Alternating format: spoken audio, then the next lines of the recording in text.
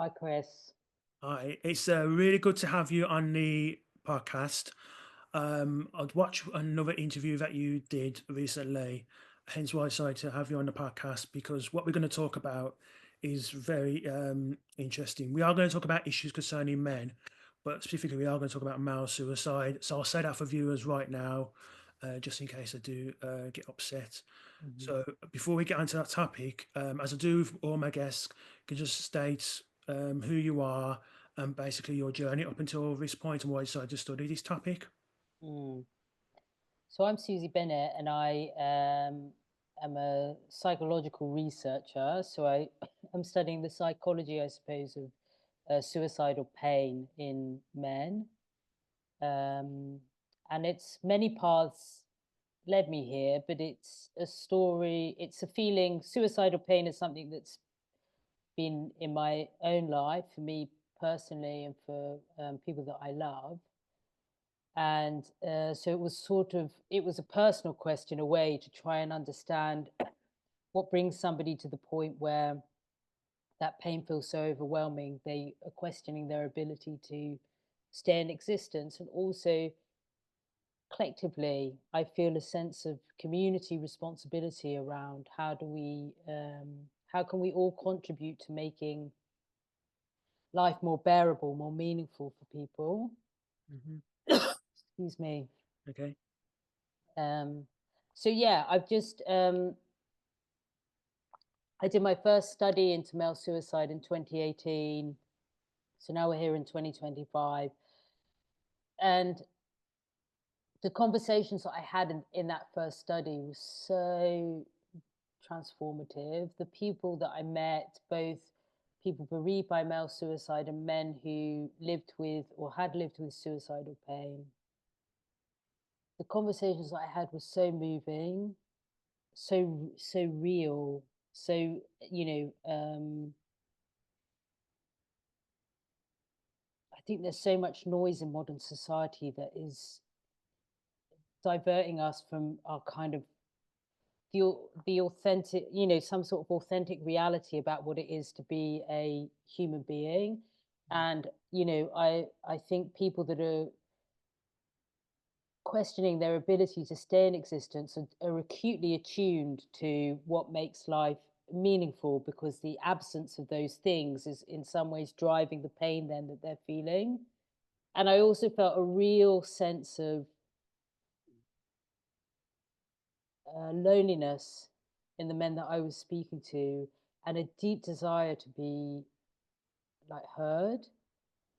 And it was really, I, um, I think there's this very prevalent idea that we have in society around men not wanting to talk. And actually, my experience in doing that first study was in creating a space where it was that was sort of imbued with compassion and genuine kind of curiosity to want to understand their experience better. Than the men I spoke to were incredibly forthcoming about their experiences. And so from that point on, Chris, I just felt compelled to keep. I thought I'm scratching the surface of something that's going on here. And I felt like I couldn't stop, basically. Um, yeah. Okay. It's you. You talk about male loneliness, which I was going to go into later, but we might as well get onto now.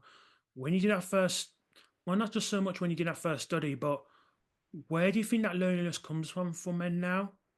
Because it doesn't, and maybe I'm wrong, maybe I'm wrong on this, but it doesn't seem to be in that loneliness like decades ago. Whereas you kind of seem to hear that more now in regards Okay. to loneliness from men. Where do you Yeah. think that comes from? What's shifting in society and within individuals that loneliness Mm. seems to be increasing for men? I think it's hard to compare historically what's happened, because I think that there's more um, that conversation is more open nowadays, and I don't know. But that's not to say that it may well be. increasing now. I think that there's so much about in terms of why men are so not all men. I mean, the important thing to say, Chris, is that I study a very specific group of people. I study men who are suicidal, so it's not necessarily true for all men. But in terms of the men who are suicidal that I speak to, um, I think there's so many sort of cultural forces that can isolate men in terms of their um, relationship with their, you know, I suppose. Sorry, I feel like I've um, yeah, lost the thread a bit on that question. So, in terms of um, sorry, Chris, do you mind repeating the question? You want to, yeah. Sure. So I was saying that in terms of loneliness for men, where do you think that loneliness comes from? Is that what societal shifts have actually created that loneliness for men? Um, I think there are many factors that can converge on the loneliness. I think that there's a need. I think intimacy comes from, to some extent, from being authentically known by other people. That's how we feel intimately connected with other people. If somebody knows the reality of who I am in the world and what I'm experiencing. And I think when you take a group of people and you say to them, you need to suppress certain aspects of your interior reality, then that in itself is, contrary to building intimate, authentic connection with people. It's a very, very isolating cultural norm to sort of live under. Um, and in my work, there's so many distressing examples of that, Chris, that come up. Um, I remember speaking to one man, a middle-aged man, who'd made an attempt on his life, and Chris, he seemed to me just a wonderful man, like a kind, caring, considerate man.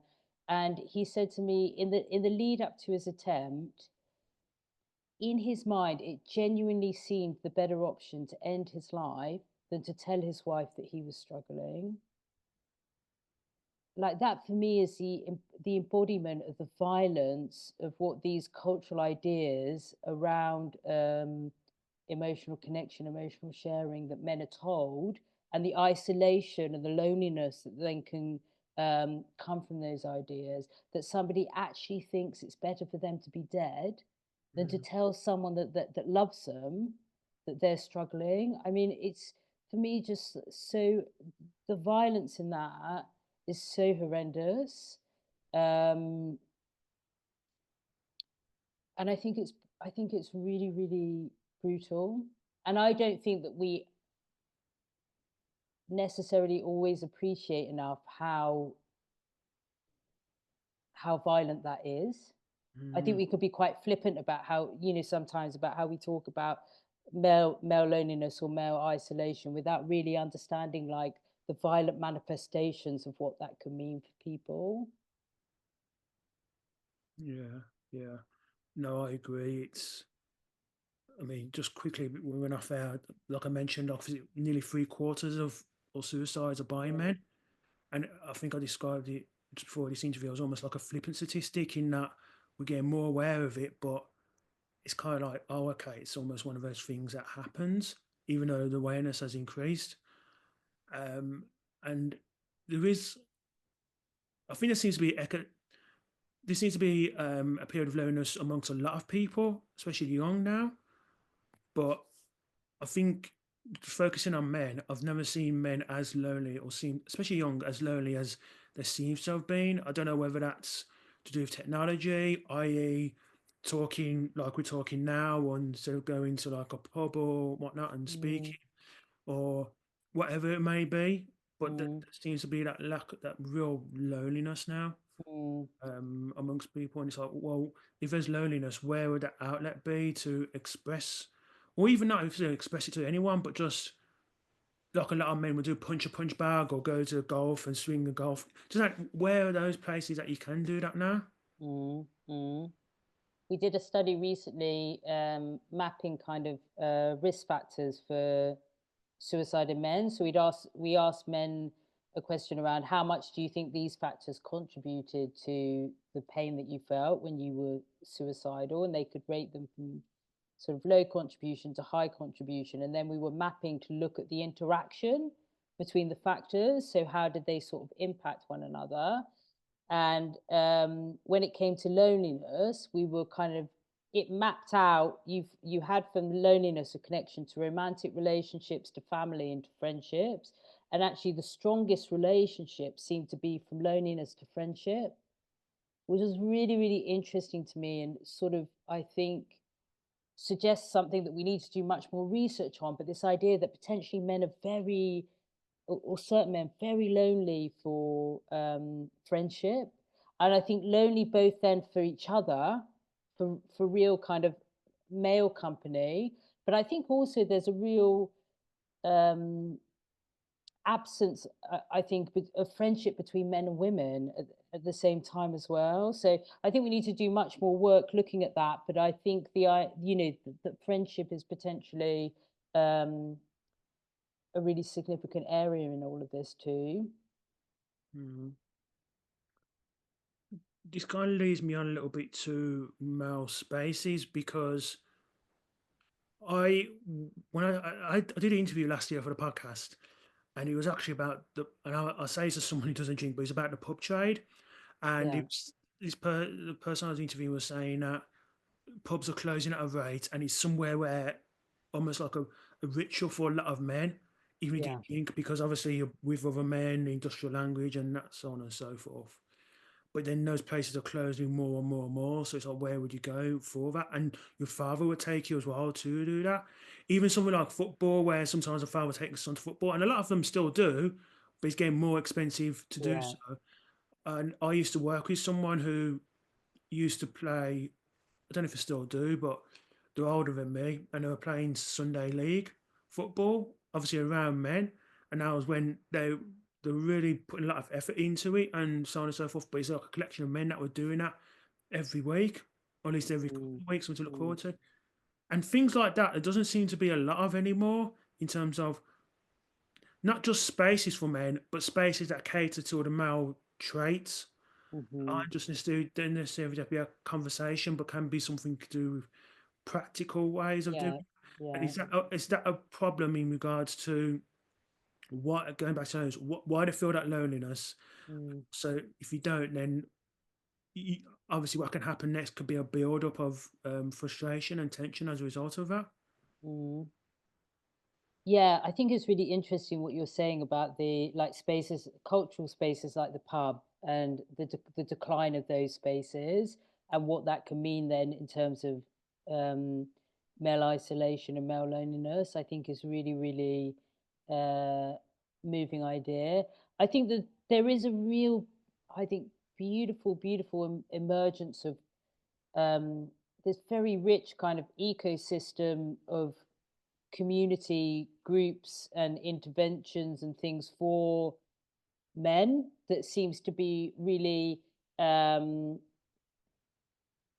building at the moment. Things like Andy's Club, Talk Club, like cold water swimming groups. I've seen men doing walk and talk groups, pie clubs, like men's shed. So stuff that's not just. I think the thing is, and I say this a lot in my work, when it's difficult to talk about men as if there was a singular way of being a man and a Yeah, singular way in which men want to be supported, and what kind of interventions and help they may want, when actually men are this incredibly diverse group of people that fall across this huge spectrum of um, men that I've spoken to who found like therapy and that real sitting down, exploring, unpacking, emotional, understanding of the emotional experience and emotional history, really, really valuable. And other men that hasn't resonated for them, and they want to do something that's much more shoulder to shoulder or much more driven about doing something that has some sort of practical, um, drive to it. So I really, I would love to see more and more kind of flourishing of different responses to this issue of male isolation and male loneliness. That there could be all, there needs to be a whole kind of rich buffet of different things available. But I think within that, there's a real importance, I think, for male spaces for men to come together, and also I think what you were saying about, I think sometimes we can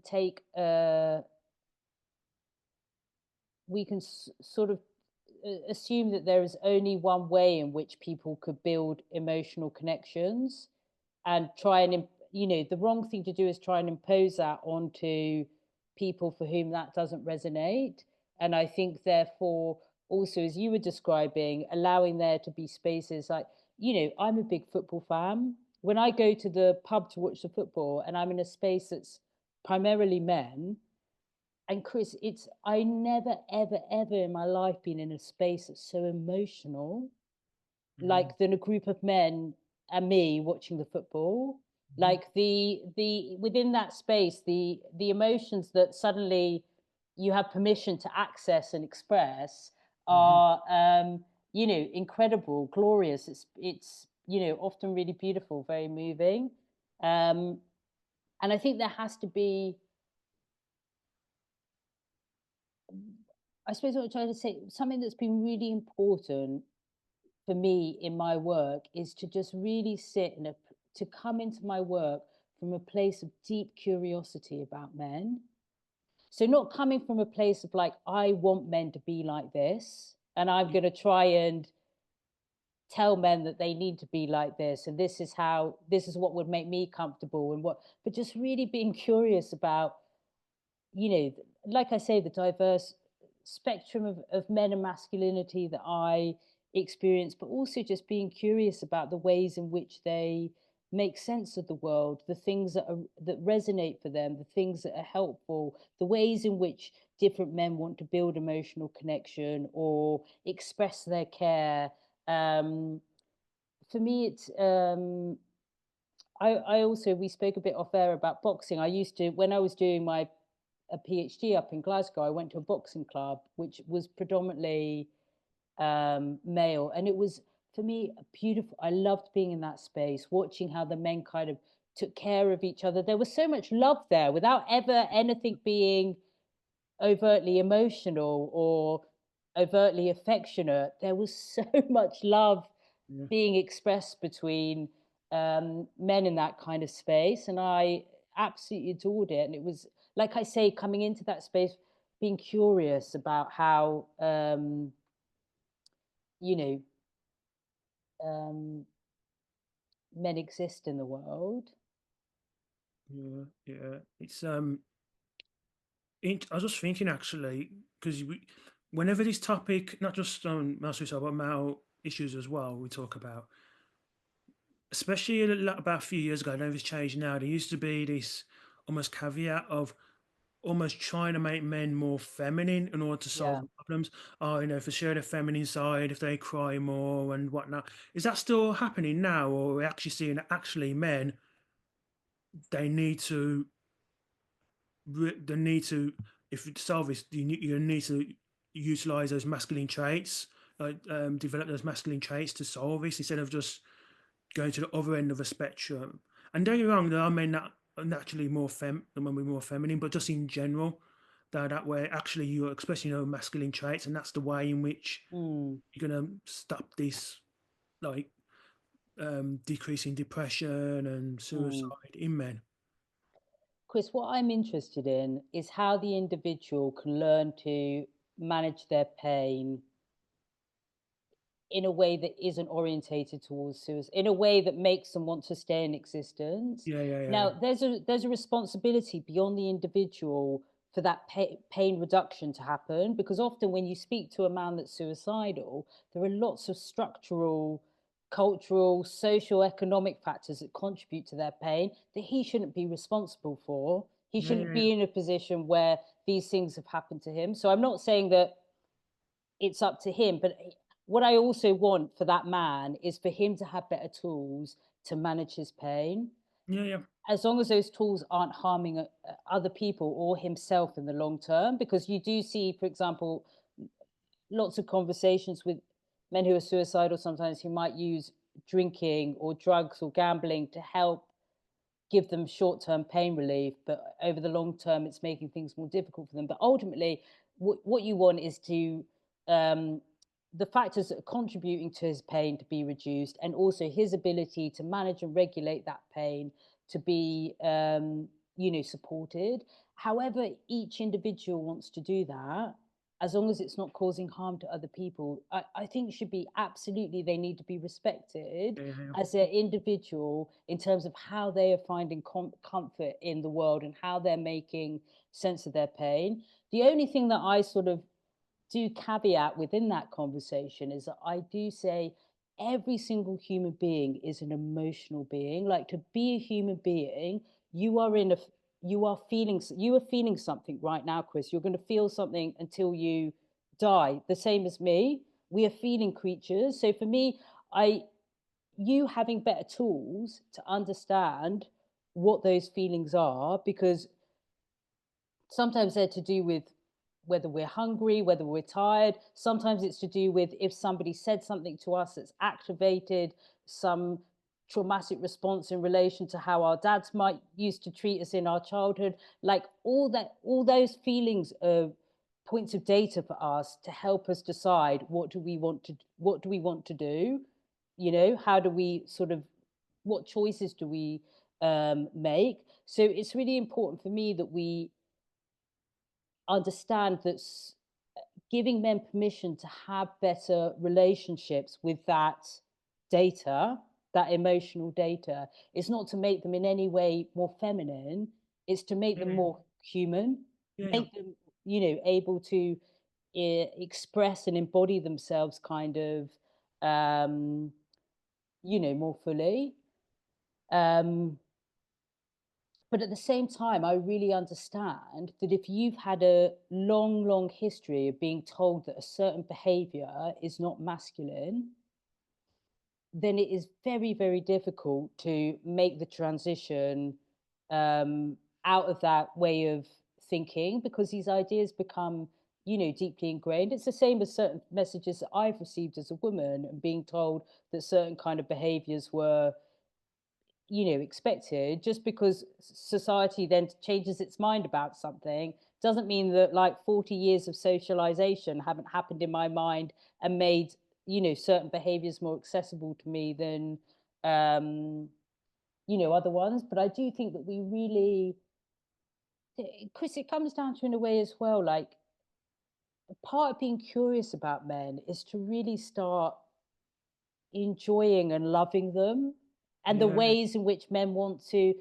like I say, the behavior, you know um celebrating their kind of humanity, and also how we might be able to learn also from the ways in which different men cope and manage their pain. Like, there's I always say there's like tremendous wisdom in men who are suicidal. That's what I experience. These are people that have often thought very, very deeply about what it is to be a human being and what makes life, um, meaningful and valuable. So my life has been. So I guess what I'm saying is I also don't like to talk about men who are suicidal from a kind of like deficit point of view, that they are somehow, I don't know quite how to phrase it, that they, I'm not saying, I wouldn't wish suicidal pain on anybody. I've had moments that I've experienced it myself, and it is horrendous, yeah, absolutely horrendous. But it can at times as well in give you almost like a deeper perspective somehow sometimes yeah, on life and purpose and what it means to be a human being. I've gone off. I can't even remember, Chris, what your question is anymore. But No, that's fine. That's perfectly fine. I can completely understand now. I think, correct me if I'm wrong, but would you, just to sum up what you said, would you say that if you've experienced that situation where you don't want to be in the world anymore, that you almost know your own psychology well enough because you would have had to go through that decision over and over and over again in many respects. So, and okay, if you might not go through it, but you know your own psychology, you know what makes you tick because you would have had to have gone through that before thinking of that moment where you didn't want to be here anymore. you've often had a very deep conversation with yourself, Yeah, yeah. is what I find. And I think that that doesn't mean that that conversation can't sometimes feel incredibly chaotic, because the other thing, Chris, is when, in my experience, when you speak to men who are suicidal, they've had tremendously complicated lives. Like they've had a lot of accumulated pain and stress, of things that often going back into childhood, of challenges that they've had to deal with. And when that, noise builds and builds and builds, the internal conversation can become very sort of, um, you know, chaotic and overwhelming at times. But I think that there is one of the things that I was saying earlier about respecting all the different ways in which a person may want to cope or manage with their pain. I have tremendous, tremendous and deep respect for certain men who want to self manage their pain, who maybe throughout their lives, the safest thing was the only person they could ever rely on was themselves. And so it becomes very important to them that they want to be able to be equipped with the tools to sort of manage their crisis privately. Hmm.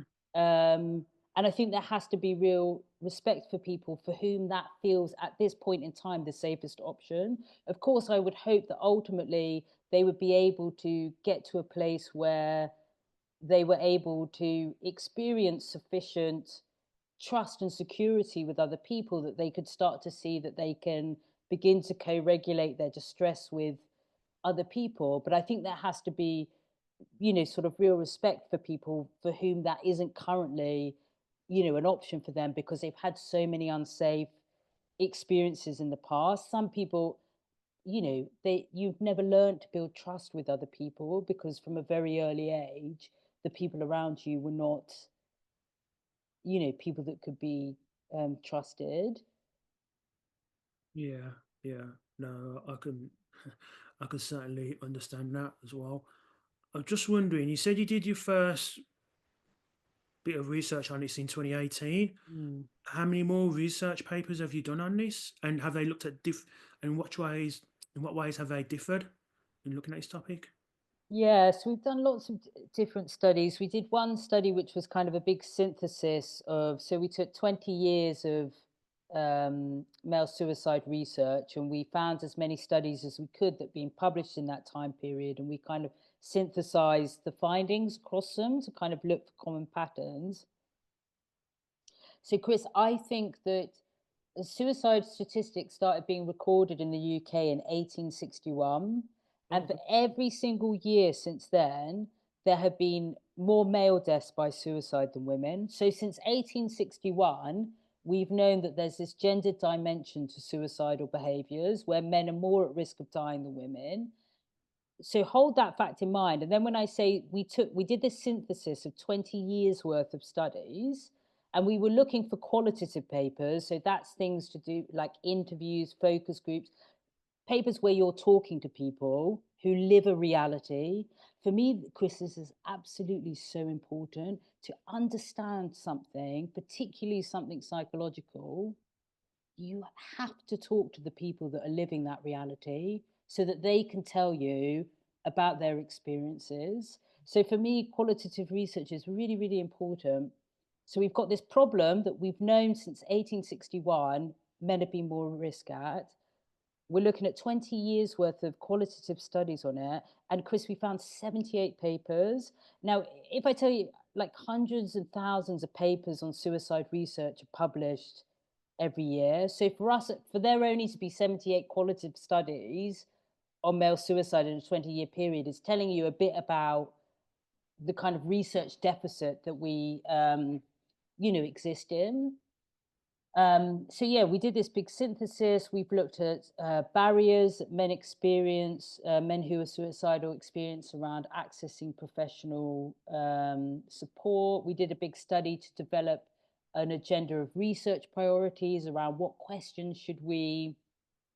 Like I say, we've got this massive research deficit. We've got all these questions that we need to look at, like um, unemployment, homelessness, parental alienation, domestic abuse, suicide in different, like men with disabilities, different sexualities, different ethnic backgrounds, all of these questions, which ones do we kind of prioritize within all of that? So we did this project developing a research agenda in collaboration with men who were suicidal so that they could help us sort of decide what was most important. I've been doing a lot of work recently looking at challenges in childhood and how they impact um, men who are suicidal. We've been looking at the protective factors for men, like what are some of the things, even if you're feeling suicidal, what are some of the things that help you protect you from acting on those feelings. And then we've got sort of lots of plans of things that we want to do going forward. So it's there's I love doing this work, Chris. For me, it's so I'm so privileged in what I do because every week I have conversations with like just beautiful men doing beautiful things in the world, trying to do things about this issue, and women too, but predominantly these conversations are with men. And one of the ways in which it's really enriched my life, Chris, is to have all this exposure to these incredible men. Like I feel really I'm not saying that, Chris, again, just to stress in any way to diminish how fucking horrific it is to live with suicidal pain. It is absolutely like it can be absolutely savage in moments. Mm. um but I feel really kind of honored to be part of a community of people that are trying to um do something about this, many of whom are people that have been suicidal themselves and sometimes continue to be. Yeah, yeah. Um, in regards to men that decide to, or at least attempt to commit that, are there any particular areas of society where you're more likely as a man to try and attempt it than others? Like, I don't know, based on your job or your housing situation or child, Mm. are there many areas of society where men are more likely to actually attempt to not be here? Um, I know very broadly that the suicide rates are much higher. They're the highest in the northeast of England, high in the northwest, in Scotland and Wales, and they tend to be much lower in places like London. The highest suicide rate by industry is in the construction industry in the UK. Um, but there's lots of unknowns that we have about those things, and there's lots more uh research that needs to be done. I think, obviously, Chris, I'm kind of biased by what I do, but like for me, like good research is so important for us to really understand what's going on and therefore what needs to happen to try and make things better. So and good research takes a long time. It takes a long time to design a study, to collect the data, to analyze the data, to write up your findings, and that can be there's a real tension then between the time it takes to do good research and the urgency of the problem. And that there are people at risk, every moment of every day. um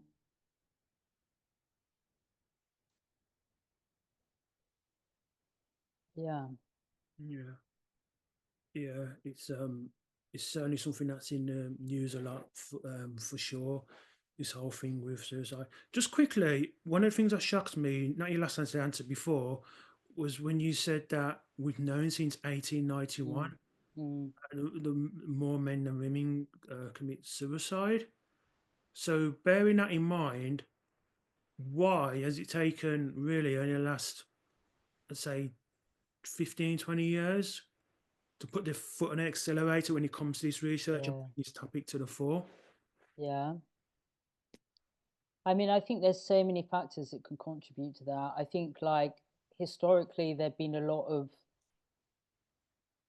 social, cultural, religious, legal um, constraints around talking about suicide, and that makes it very difficult to do proper research on something that um, there's potentially real implications for your safety to speak about. I've got a wonderful collaborator out in Ghana that I'm working with who does beautiful work out there looking at suicide in men, and it's really so kind of sobering, the difference in trying to do so. Sorry, in Ghana I think they decriminalized suicide last year, certainly very very very recently. So trying to do research in an environment where about a behavior that up until very recently was illegal to do, and there would have been real life legal implications if somebody found out that you'd felt that way or made an attempt, is very difficult. um, and then I think, this is speculating, I suppose, but I think there has been this veil of silence around the kind of emotional experience for men. So I think that like, suicide is a behavior driven by pain. It's an emotionally driven behavior. Even if at the point of suicidal crisis you feel very emotionally numb and kind of shut down, often that's because there's this overwhelm that is like difficult to cope with, and so the body goes into sort of this shutdown process. So I wonder as well if that has contributed to then the lack of research in, on um, men specifically.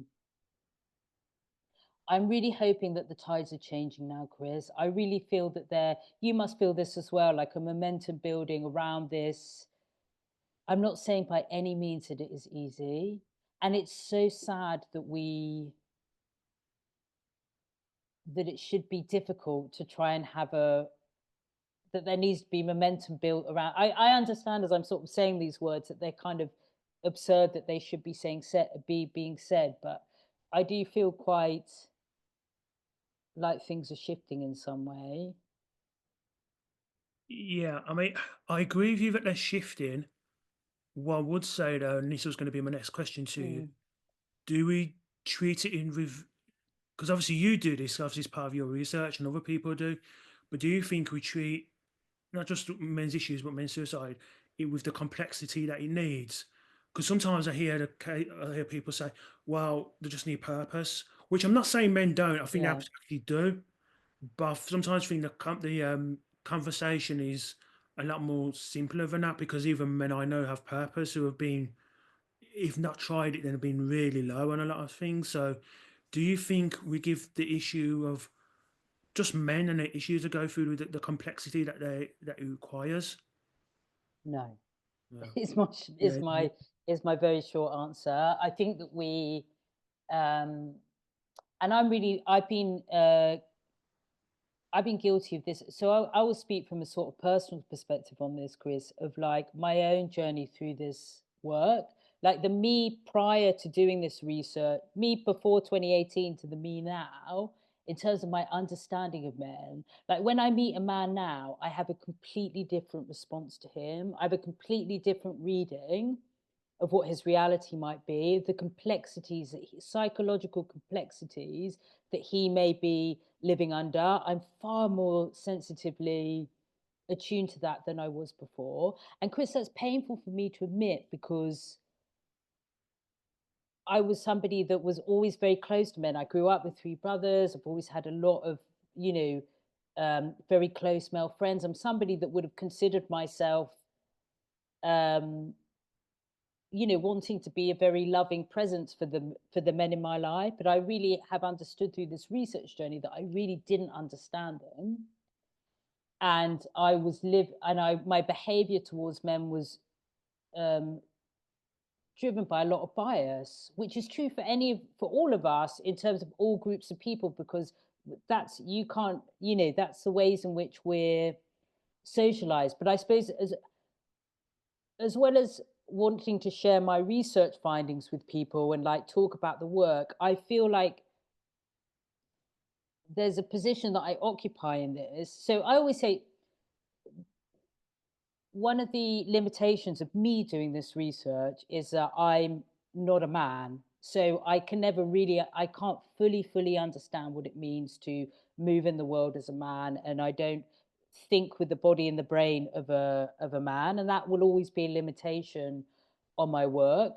But I think that one of the advantages of me as a woman doing this work is that I can filter the things that I hear and read about, um, and kind of the understandings that I'm developing. I can filter it through somebody who's been socialized as a woman, and I can start to see, Chris, the different privileges that exist for me as a woman. So, for example, the emotional privileges that I have as a woman, somebody who I wouldn't say in my home environment we grew up with a lot of permission to talk about emotions, but certainly within my friendships, I had tremendous cultural permission to be emotionally intimate in those friendships. And that's been a huge source of emotional regulation for me, Chris, and an anchoring in a sense of purpose and meaning. And I can look at the findings that come out of this work and see the ways in which um, I've been privileged as a woman to, access those things. So, Chris, I remember speaking to a man who'd lost a male family member to suicide.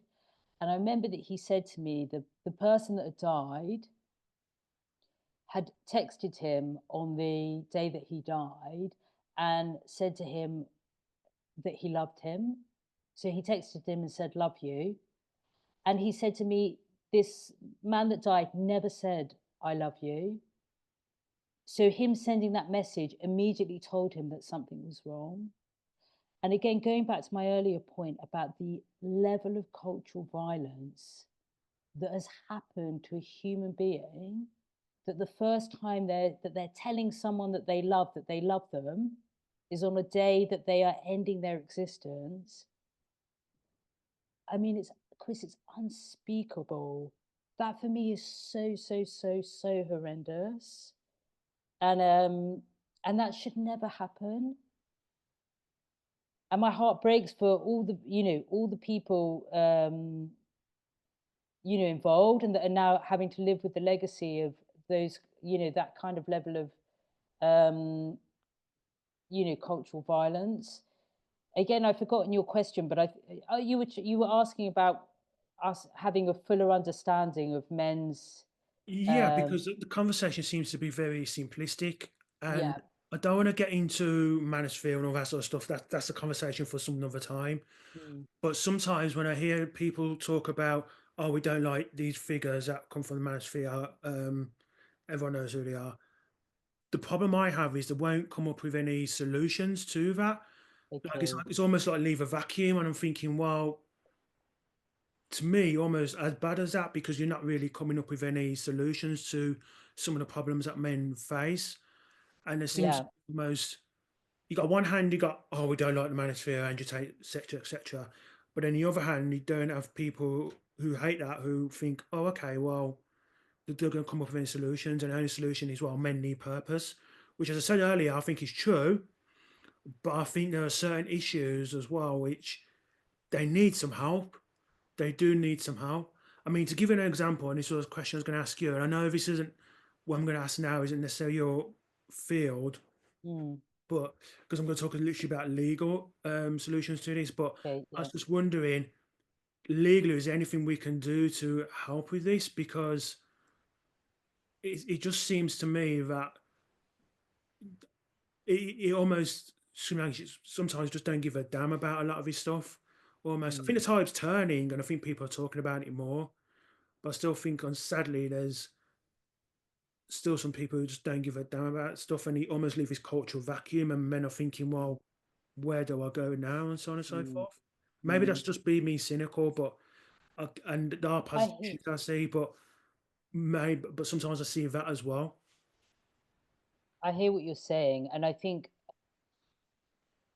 what I would say, my observation is that so much of this hinges on a deficit of compassion that we have, and a lack of social cultural compassion for men, for the male experience. And again, this is something that's just changed so much for me through this work, because I've started to have so many conversations with men who've told me about traumatic things that have happened to them, about all kinds of abuse that have happened in their childhood or with former partners, a lack of access to um, like children, or all different kinds of traumas.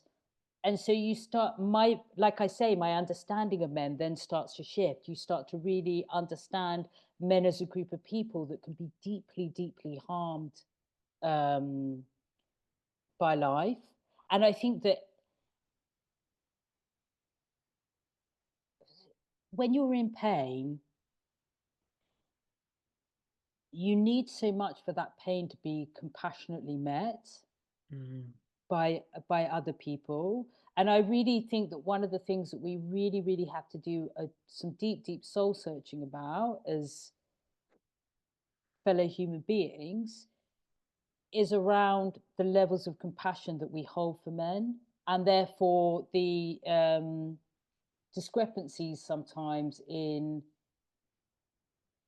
how we might respond to things.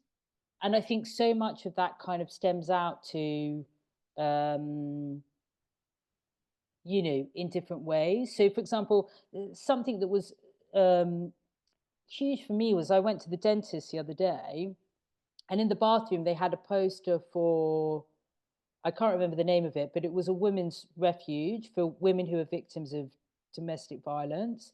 And then there was a poster also up for a men's organization for men who are victims of domestic violence. Mm. And I thought, this is the first time that I've ever seen that Yeah. side by side. And I thought, that is fucking beautiful. I mean, horrendous that these posters have to exist for people, but I thought, not only for any man that uses that bathroom that needs to know that that support exists, but also for every other single person to start seeing that poster and start to have their ideas about who can be victims of domestic abuse, domestic violence start to shift. And again, that's part. I think all of this roots back to our sort of our this idea of compassion and how who we understand as like um, victims in life and perpetrators and everything else. Yeah, no, I agree. I think certainly understanding the complexity, getting to like the actual weeds and the root of the problem instead of just saying, "Oh, it's easy for men as well." And as you say, doing it with compassion as well. Yeah, Being and not just compassion, but also being analytical. Also, actually understand why men are like that. So, for example, if you're a man and for whatever reason you can't see your kid and you happen to go to court to get child, that's going to break anyone. yeah, And absolutely. and so you think of that and you think, hang on a minute, like men are really struggling in that Yeah, sense. yeah, And so it's things like that that really annoy me in many respects where we tend to lump all these problems together. Well, if they have purpose, that's fine. Well, a man in that situation I just described, his purpose is seeing their child yeah, and they can raise the money, go to court and so on. And that's their purpose, see their yeah, child. But then the more and more that they can't see their child, the harder it's going to be. And it yeah. could be sometimes years before. So purpose, yes, but it's how you do what the actual purpose is and how quick you're going to get to. Not so much how Access quick, it. but Yeah, how. realistically going to get to that purpose, and what green shoots are going to appearing as you get towards that purpose. Um, Yeah. so certainly, absolutely, I but totally understand, Chris. And I think one of the most, I remember reading a study with a man who'd lost access to his children. And he said one of the questions he fears most kind of in life is when people ask him, "Do you have children?" Because he doesn't want to say to them, "No, I don't," because he doesn't want to deny the existence of his kids because he loves his kids. But if he knows if he says yes, I do, they'll start asking questions. And if he says to them, I don't have access to them, then people's ideas and assumptions about what he as the man what he must have done in order then to lose access to his children. Again, this is about this idea of compassion and how we see men and our assumptions about if a man doesn't have access to his child, what that means about him as a man versus, contextualizing that there can be, that men can also be victims of complicated things going on in relationships, you know, and do you see what I'm saying? Like that, yeah, yeah, yeah, yeah, yeah. Yeah, I do. I do see what you're saying, and it's certainly one of those issues that I've thought about in terms of not just by itself, but just in this whole realm of the issues that men go through, and so on and so forth. and it's very difficult, Chris, when you are, when I was going back earlier when I said something about like I want each man to have better tools to kind of manage his pain. But if part of your pain is that you're being denied access to your children, like the thing that's going and you're the thing that's going to help with that pain isn't being granted to you, then exactly like you say, I mean that's some kind of torture, to have to. I mean, it's unspeakably, um, brutal. So that, I guess this resonates with what you're saying about when we try to have simple conversations about suicide or simple conversations about solutions to it, when Mhm. actually it has, implications across legal systems. But again, I come back to this idea of our kind of this sort of muscle compassion and our ideas around, like I said, who can be um,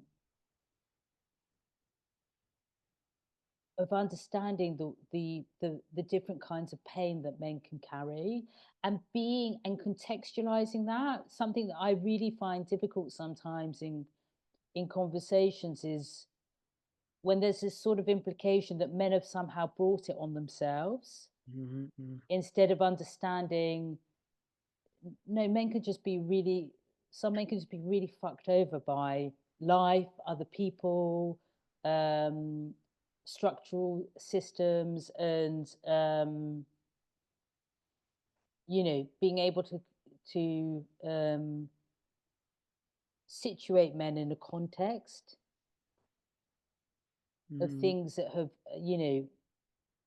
impacted their life outside of beyond their control. yeah.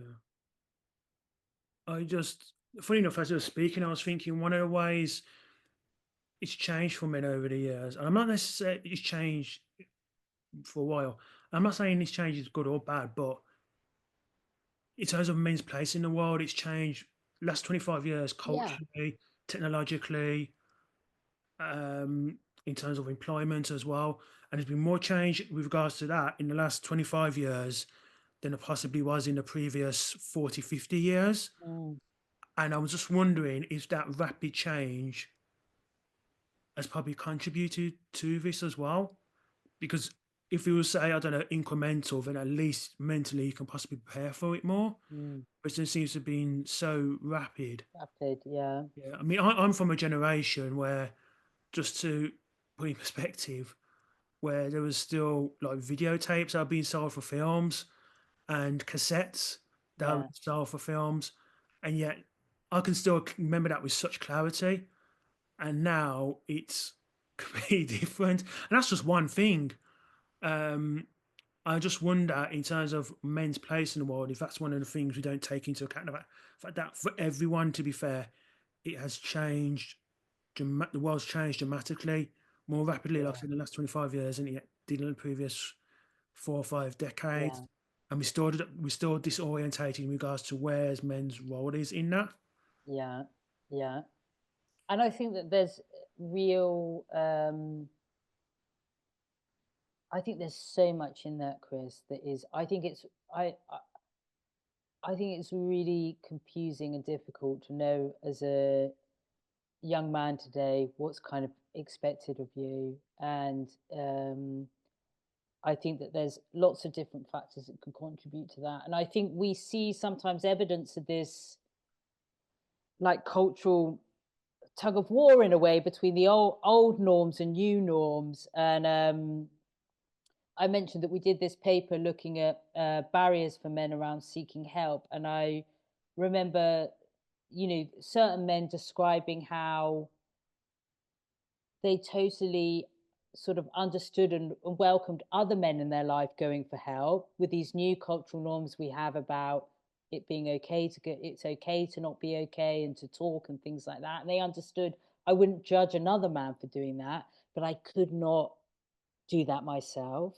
So they were still, in terms of when it came to them as individual men, they were still living under this shadow of these old cultural ideas around, you've got to cope alone and be self-sufficient. And but there was also, when it came to other men, they could see these, they were thinking through the lens of these new sort of you know cultural ideas that we have. I think that this, Chris, it's so important that we as a society have a celebratory vision of men's role in the world, Mm-hmm. and some kind of people need to have a dignified sense of self. Like so much of the literature in terms of the minority experience and what can elevate sort of suicide risk for, let's say, uh, queer people, is these feelings of shame, of feelings of like, not belonging, not fitting in, what that does to the sense of self, how toxic shame is for human beings. So, so, so, so toxic.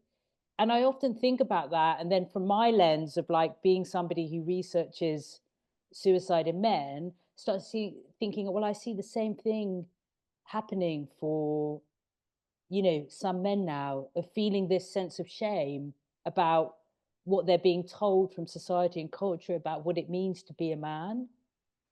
And I think that's really, really um, dangerous kind of territory for us to get into. And Chris, it's also, in some ways, it's so absurd because I, as a woman, my well-being is deeply, deeply, deeply entwined with the well-being of so many men. Mm-hmm. I need my brothers to be well. If they're not well, I'm not well. So it's not an us versus them. That Yeah, yeah, narrative of the battle of the sexes is so, for me, kind of like absolutely insane. When actually, it's a um, my well-being depends on, as I say, the well-being of the men that I care about. And the men that I care about now through my research has expanded to so many um, you know, human beings now. yeah, yeah. I definitely agree with you in terms of certainly compassion is needed. Mm, And in fact, one thing again, I was just thinking as we were speaking there, because we discussed right at the top of this about men's spaces yeah, and the need for all that. But it was interesting. A few months ago, someone posted a question on social media, as an X, essentially saying, "Well, why can't men develop their own spaces?" To which a few of us replied, including me, because when we do, it's almost seen as insidious, almost.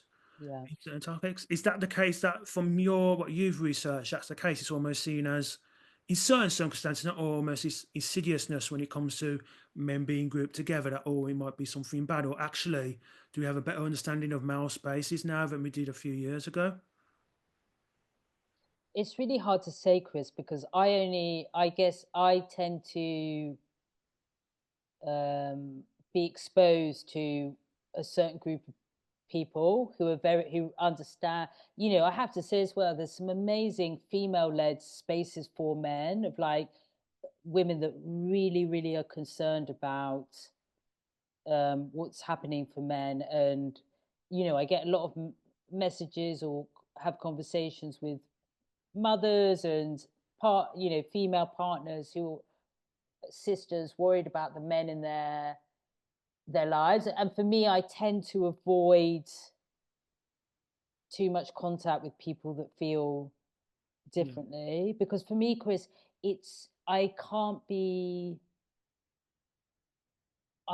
have those conversations. Like, I spend too much time engaged with men who are struggling in such a profound, deep and brutal way that I it's very difficult to me for me to be in conversations where I sense a lack of compassion towards the male experience. I'm aware, of course, that there are spaces where that exists, and also, Chris, I am aware. I think these conversations can be so complicated because I'm aware that so many women have had a traumatic experience with a specific man yeah, or specific men, and of course, if we've been traumatized by somebody, it's a natural safety measure that we start to be, cautious about. Um, but it becomes then so dangerous because um, so many beautiful, incredible, compassionate, kind, safe men get swallowed up. Then sometimes, the danger is that we start to pick up the telescope, and when we look at men, we're looking at them through the lens of the worst man that we've ever known yeah, versus looking at men through the best men that we've ever known. Like, Chris, I don't know who I would be, like, genuinely, without the uh like love and care and protection of my brothers, for example. I don't know that, I think my who I am today and my mental well-being and me still being here to some extent is from the care and love that I received from my older brother. Probably the most significant relationship that I've ever had in my life. And so and I think that part of this work in a way has been about thinking about when we talk about men and we share ideas about men, we're talking about those men too. We're yeah, talking about those men whose whose love has radically changed and enriched and shaped our lives. And that for me is also really, really important. So whilst I understand the fear and the trauma and the complexity that can be activated in this conversation for some people, I understand also that it exists on both sides, that it's very, very difficult when men hear, if you've been abused as a child by your mother, as a man, and then to be hearing conversations about male privilege and having all the power and women being the victims of men.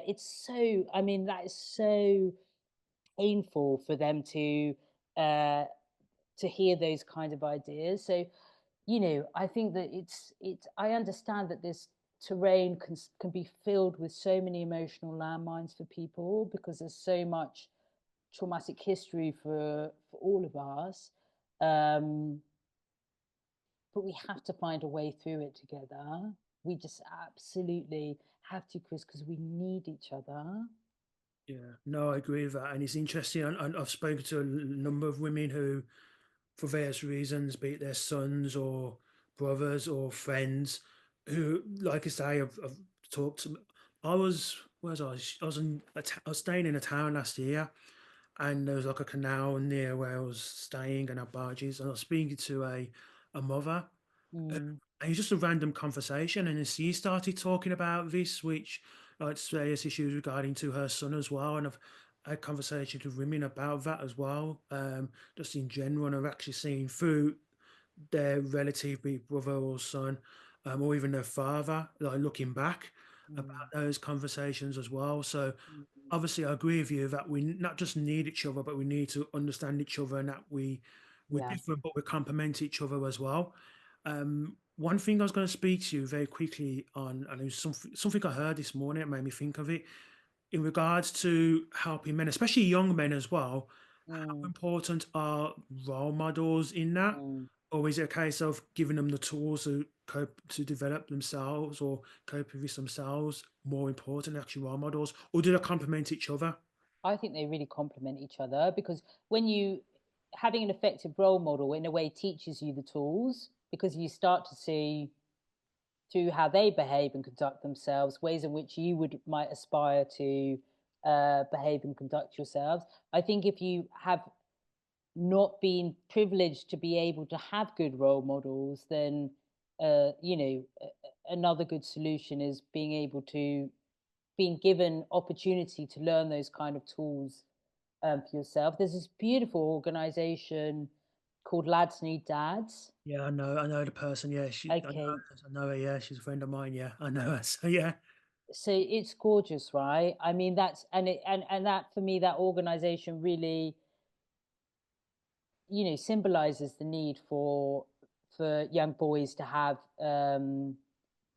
male role models and men that are invested in them, men that care about them, and that's what I really, I would really love to encourage men to step into that space of care and to really, like there's so much going on at the moment, and I think it's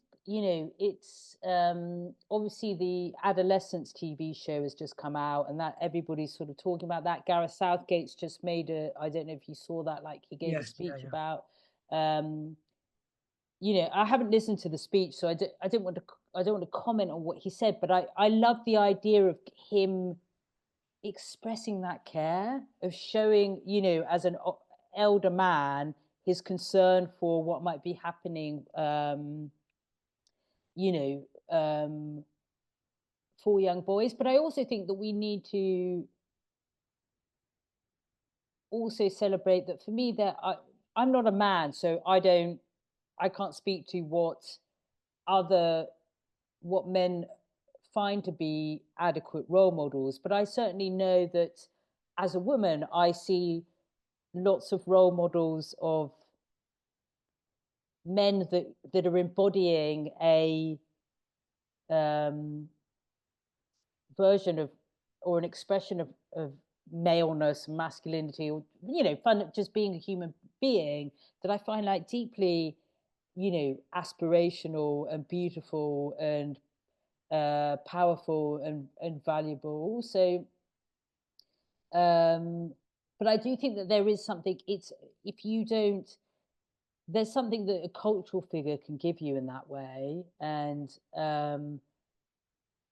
but I think as well that there is something that's so important on that in that caregiving, a real person in your life that you have real contact with, who's really invested in you and really showing up for you is really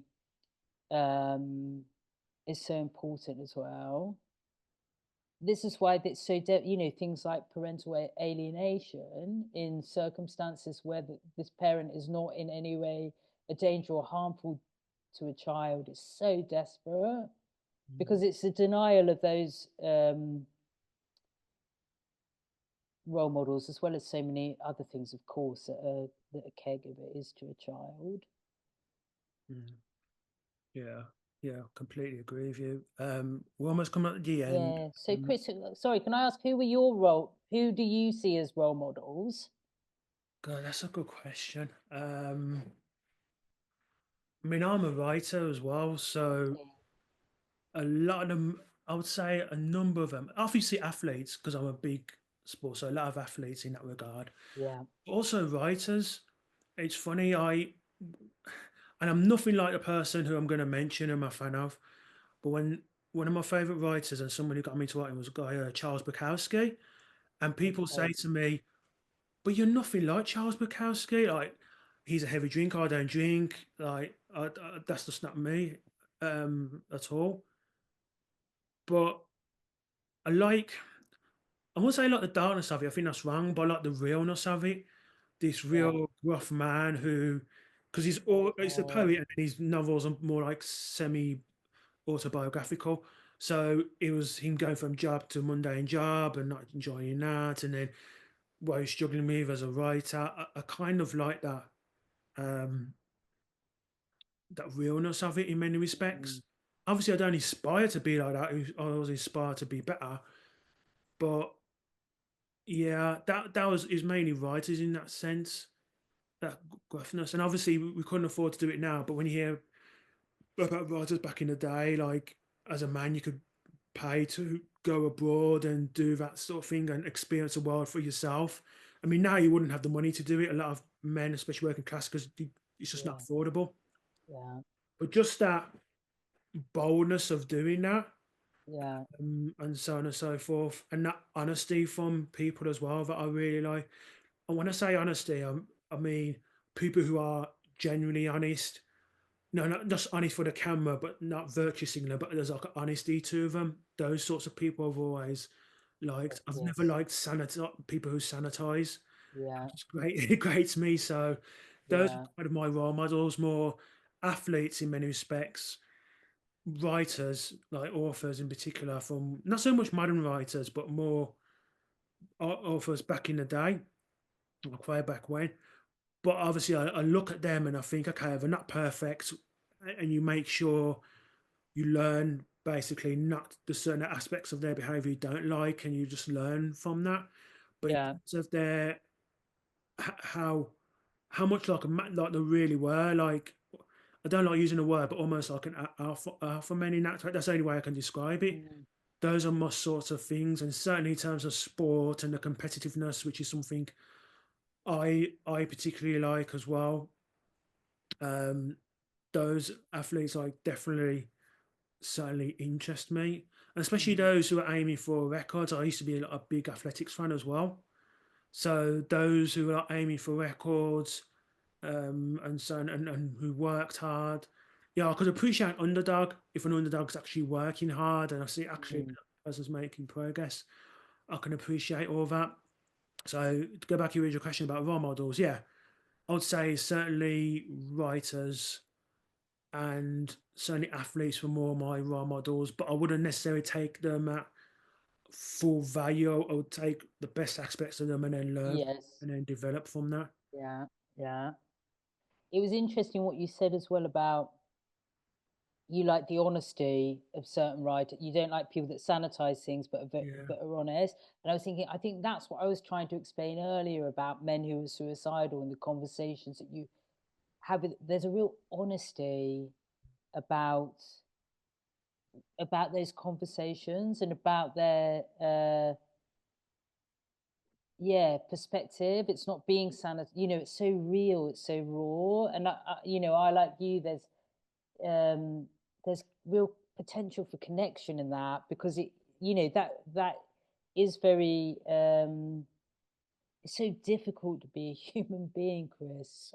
So difficult to manage this kind of machine in your head that never stops um yeah, processing stuff. And I think when we can build those bridges of like authentic connection from the sort of isolation of me to the isolation of you, could be so medicinal. um yeah.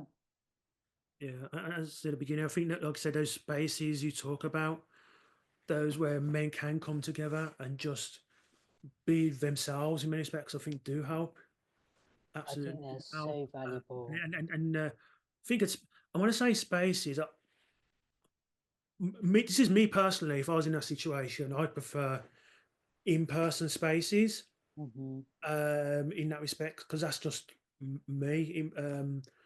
If I ever meet someone outside, it'd be rather outside, in-person spaces. And I think those online spaces can be important too, but and especially if you're connecting with people from different cultures around the world, even different parts of the country. In that sense, online is vital in that respect. But um, it's certainly like in person and just being there. I think certainly those are important. And actually, it's just coming to my head as well in regards to men. I don't know if you've done any research and any research on this about men during lockdown and their loneliness and Yeah. I mean, obviously I think it's like 5 years this weekend when the first lockdown happened, so I imagine that the effects of that we're starting to see them now, but might start feeling them later. But do you know any Mm, research on that that's looked into how men felt during that period? Because like I said, it would have been a lonely time, especially because things like unemployment, which you would have, yeah. those are cut off as well. If you're a man with married a family, then yeah, that's beneficial. At least you got someone, but especially if you're a single man, Mm. that must have been difficult. I just wondered if there's any research around that. I know people that have done it, and not on men specifically, sorry, but just like the impact of COVID. And Mm. it seemed to be the research was saying that there hadn't been that much of an impact, um, as people may have expected. But I think also in the immediate moment, because we were all in a collective experience, something that's so, I think, sometimes so difficult about suicidal pain can be you feel kind of individually like you're struggling and everyone around you is not. And I think there was something about COVID where possibly, I'm speculating now, that everybody was fucked in some way by COVID. And Yeah, so maybe there was some comfort in that. But I think the long term implications of it and the long term, like, psychological fallout of that deep isolation for people that were in lockdown by themselves and coping with that, and the employment, financial repercussions, I think still, you know, needs to be explored. Or if people have been looking at it, I don't know, the research on it, but it's, very valuable questions. indeed, indeed. I mean, it's been an absolute pleasure talking to you on this, and we've riffed a lot of it and so on and so forth. But it has been an absolute pleasure talking to you about it. If people want to know about the work that you do on this, where can they go to look? So I've got a website called malesuicideresearch.com where there's, lots of public guides about the research that we've done. And then also have an Instagram page, which is male underscore suicide underscore research. Um, and it's very important for me, Chris, to the research that I do belongs to the people. And Mm, so for me, it's been really important that part of my research practice is about trying to sort of translate our findings out of academic sort of spaghetti writing into things that are accessible and engaging and useful for people. So I do spend quite a lot of time trying to produce that kind of content for people, and something very important to me. So yeah, I would signpost people in those directions and hope that they find things that are useful for them. very cool. Like I say, it's been an absolute pleasure talking to you. I will leave the links to what you've just said in the description Great. box below. Susie, Thank you, thank you Chris. so much for coming on to 286 My Project Podcast. pleasure. Thank you for having me. Yeah.